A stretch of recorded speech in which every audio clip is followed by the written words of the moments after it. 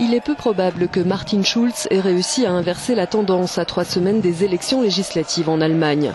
Le chef du Parti social-démocrate s'est montré moins convaincant qu'Angela Merkel lors du seul débat télévisé de la campagne, d'après un sondage réalisé par la chaîne publique ARD. Il n'aurait séduit que 29% des téléspectateurs.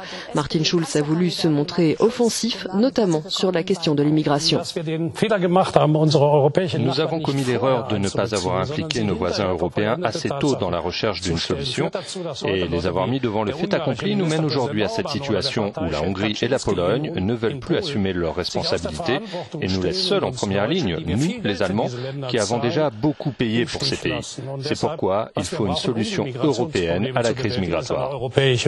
L'Allemagne a accueilli plus d'1 million de demandeurs d'asile ces 2 dernières années, mais ce sont surtout les relations avec la Turquie qui ont cristallisé l'attention lors du débat. Angela Merkel s'est prononcée pour la première fois en faveur d'un arrêt des négociations d'adhésion de la Turquie à l'Union européenne.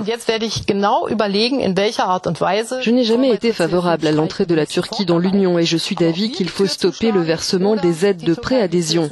Après, nous verrons qui de nous ou de la Turquie claquera la porte. Mais avant tout, je veux aider les 12 à 14 personnes qui sont emprisonnées en Turquie pour des raisons politiques. Les chrétiens démocrates de la CDU emmenés par Angela Merkel disposent actuellement de 17 points d'avance dans les sondages à 3 semaines du scrutin.